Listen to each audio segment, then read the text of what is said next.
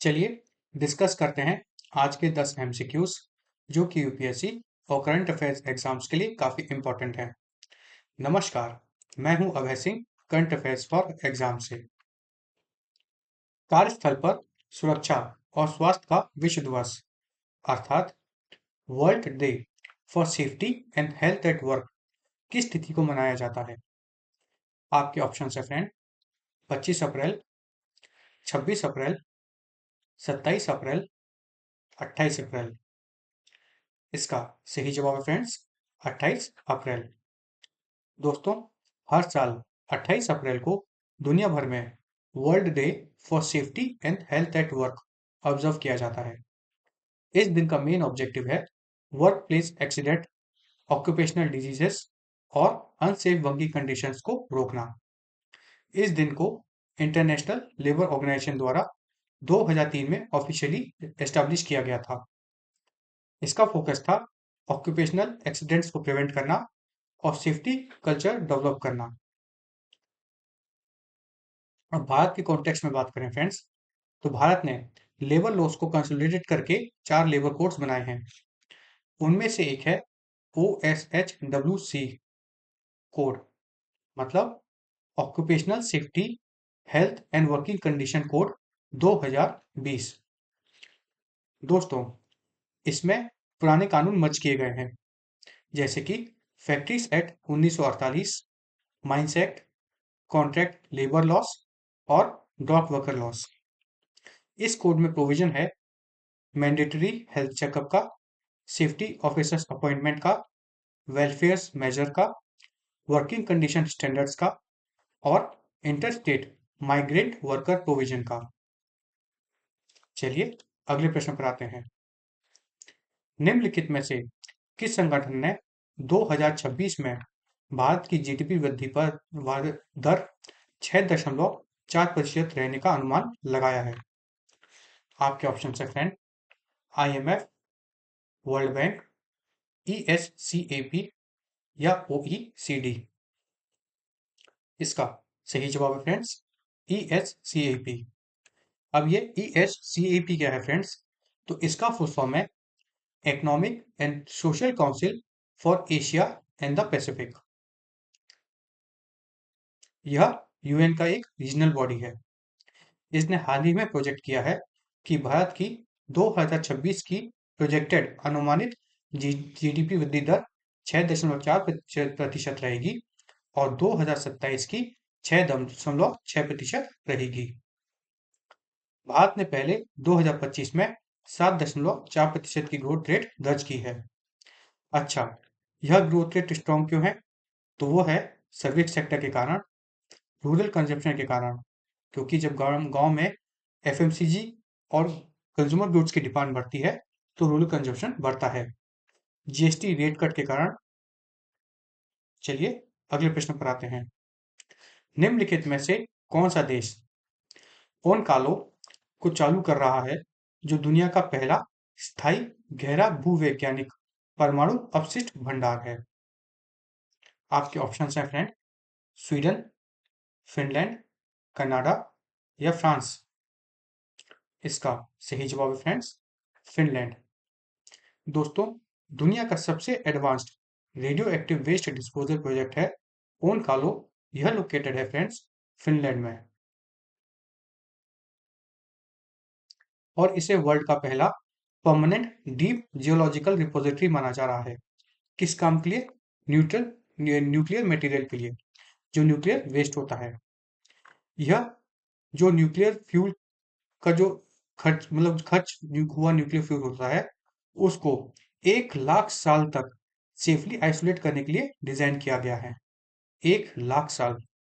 यह बनाया गया है 400 से 400 मीटर, 400 से 450 मीटर अंडरग्राउंड। और इसमें किस रॉक का इस्तेमाल किया गया है? तो उस रॉक का इस्तेमाल किया गया है जो 1.9 बिलियन सालों से स्टेबल है।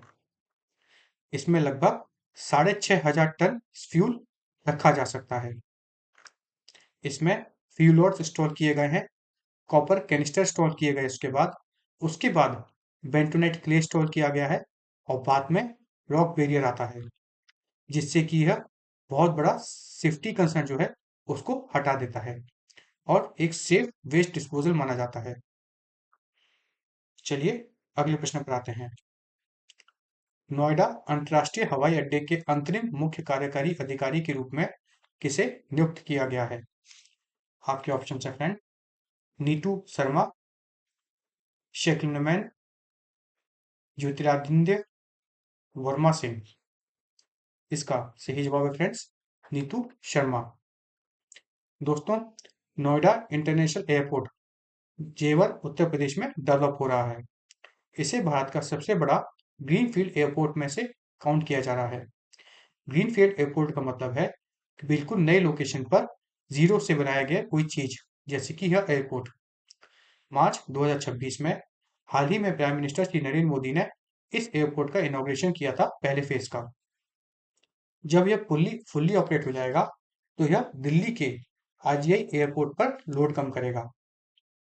आरजीआई अर्थात Indira Gandhi international airport already Bharat का बिजिएस्ट एयरपोर्ट में से एक है। चलिए अगले प्रश्न पर आते हैं। निम्नलिखित में से किस देश ने 15 वर्ष से कम उम्र के बच्चों के लिए सोशल मीडिया तक पहुंच को प्रतिबंधित करने वाला विधेयक पारित किया है? आपके ऑप्शन है फ्रेंड, तुर्की, स्पेन, फ्रांस या इंडोनेशिया। इसका सही जवाब है फ्रेंड्स, तुर्की। दोस्तों, तुर्की ने हाल ही में अप्रैल 2026 में एक स्ट्रिक्ट लॉ पास किया है, जिसके तहत 15 साल से कम उम्र के बच्चों को सोशल मीडिया अकाउंट नहीं बनाए जाएंगे। यह लॉ फोकस करता है प्लेटफॉर्म जैसे कि यूट्यूब, टिकटॉक, फेसबुक, इंस्टाग्राम। इसमें जो प्रोविजंस हैं वो हैं कि हर अकाउंट का एक मैंडेटरी एज वेरिफिकेशन होगा, और अगर वह एज 15 साल से कम है तो वह अकाउंट क्रिएट नहीं होगा। पेरेंट्स को स्ट्रिक्ट कंट्रोल रखना होगा, और अगर कोई कंटेंट हार्मफुल कंटेंट है जो कि इन प्लेटफॉर्म पे आता है और तुर्की में विजिबल होता है, तो उसे 1 घंटे के अंदर रिमूव करना होगा। और अगर कंपनीज रूल्स फॉलो नहीं करती हैं तो इनकी बैंडविड्थ रिस्ट्रिक्ट की जा सकती है, हैवी पेनल्टीज लगेंगी, और 3% ग्लोबल रेवेन्यू का फाइन भी लग सकता है। चलिए अगले प्रश्न पर आते हैं। निम्नलिखित में से किस कंपनी में जॉन टर्नर्स सितंबर 2026 में सीईओ बनेंगे? आपके ऑप्शन है फ्रेंड, माइक्रोसॉफ्ट, एप्पल, गूगल या अमेजॉन। इसका सही जवाब है फ्रेंड्स, एप्पल। दोस्तों, टिम कुक 1 सितंबर 2026 को एप्पल सीईओ की पोस्ट से स्टेप डाउन करेंगे।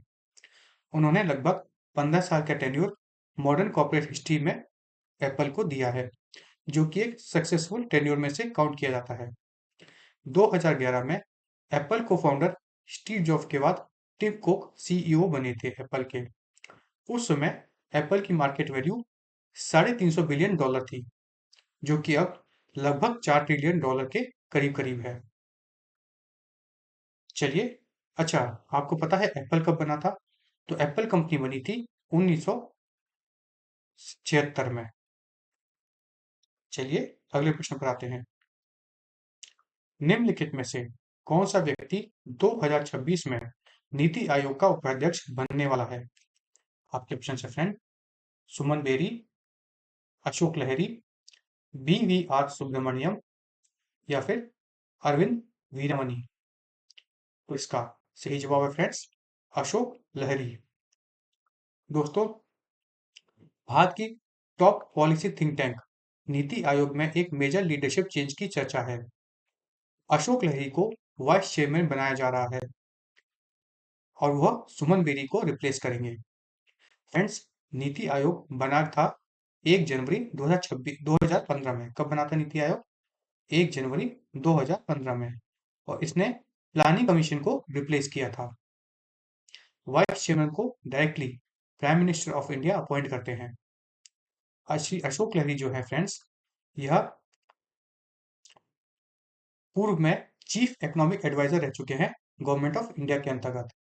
इन्होंने वर्ल्ड बैंक, और आईएमएफ के साथ काम किया है और ये पुराने हेड रह चुके हैं national institute of public finance और पॉलिसी के। साथ में यह 15वें फाइनेंस कमीशन के मेंबर भी रह चुके हैं और करंट में यह बीजेपी एमएलए हैं बालूरघाट वेस्ट बंगाल से।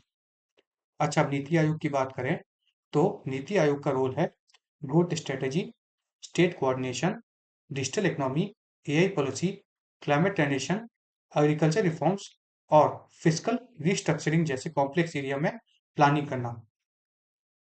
चलिए अगले प्रश्न पर आते हैं। निम्नलिखित में से कौन सा संगठन गुंटूर नगर निगम द्वारा जीते गए जीईएम पुरस्कार को प्रदान करता है? आपके ऑप्शंस हैं friend, UNDP, UNEP, UNICEF, UNIDO. तो इसका सही जवाब है फ्रेंड्स यूनाइडो, अर्थात united nation industrial development organisation. दोस्तों, हाल ही में गुंटूर म्युनिसिपल कॉर्पोरेशन ने चौथा जीईएम अवार्ड जीता है। चलिए अगले प्रश्न पर आते हैं। निम्नलिखित में से किस घटक ने अप्रैल 2026 में भारत के विदेशी मुद्रा भंडार में वृद्धि में सबसे अधिक योगदान दिया है? आपके ऑप्शन है friend, gold reserve, special drawing rights, FCA या आईएमएफ कोटा। तो इसका सही जवाब है फ्रेंड्स एफसीए। ये क्या होता है? Foreign currency asset. दोस्तों, आरबीआई के डाटा के अकॉर्डिंग मिड अप्रैल 2026 को भारत का फॉरेक्स रिजर्व 703 बिलियन डॉलर तक पहुंच गया। एक हफ्ते में यह 2.36 बिलियन डॉलर तक बढ़ा है। पिछले हफ्ते यह 67.9 बिलियन तक था। यह देश के अच्छा, फॉरेक्स रिजर्व क्या होता है? तो फ्रेंड्स, यह हमारे देश के पास रखा हुआ फॉरेन एसेट का एक कंपाइलेशन होता है जिसमें आते हैं एफसीएस, जो कि इसका सबसे बड़ा हिस्सा होते हैं, जो कि भारत के पास 557.46 बिलियन तक है और अभी ये राइज हुआ है इसमें 1.848 बिलियन का। इसमें आते हैं यूएस डॉलर, यूरो, जापानी शेयर और पाउंड स्टर्लिंग। उसके बाद आता है गोल्ड रिजर्व, फिर एसडीआर और फिर आईएमएफ रिजर्व पोजीशन। चलिए अगले प्रश्न पर आते हैं। भारत और दक्षिण कोरिया के बीच निम्नलिखित में से कौन सा समझौता 2030 तक 54 अरब डॉलर के व्यापार लक्ष्य को प्राप्त करने के लिए उन्नत किया जा रहा है? आपके ऑप्शन है friend, FTA pact, CEPA agreement, RCEP deal या एशियन पैक्ट। तो इसका सही जवाब है फ्रेंड्स सीपा एग्रीमेंट। अब सीपा क्या होता है friends? Comprehensive economic partnership agreement. दोस्तों, भारत और साउथ कोरिया ने 16 एमओयू साइन किए हैं जिसका टारगेट वैल्यू है 54 बिलियन डॉलर का। चलिए अब कल का प्रश्न देखते हैं। कल हमने आपसे पूछा था निम्नलिखित में से कौन सा अंतरिक्ष दूरबीन 2.4 मीटर दर्पण के साथ डिजाइन किया गया है और हबल की तुलना में लगभग 100 गुना बड़ा दृश्य देख सकता है? आपके ऑप्शन है friend, Webb telescope, Roman telescope, Spitzer telescope या फिर चंद्र टेलीस्कोप। तो इसका सही जवाब है फ्रेंड्स रोमन टेलीस्कोप। दोस्तों, नासा ने एक नेक्स्ट मेगा ऑब्जर्वेटरी रेडी किया है, Nancy Grace Roman space telescope, और 2026 में इसका फाइनल असेंबली कंप्लीट कर लिया गया है। इसे प्लान किया गया है लॉन्च के लिए 2026 में और इसे space x Falcon heavy record से प्लान किया जाएगा। इसमें 2.4 मीटर बड़ा हबल मिरर का इक्वल एक टेलीस्कोप लाया गया है। चलिए आप कल के लिए प्रश्न देखते हैं। कल के लिए हमारा आपसे प्रश्न है, निम्नलिखित में से कौन सा अंतरिक्ष दूरबीन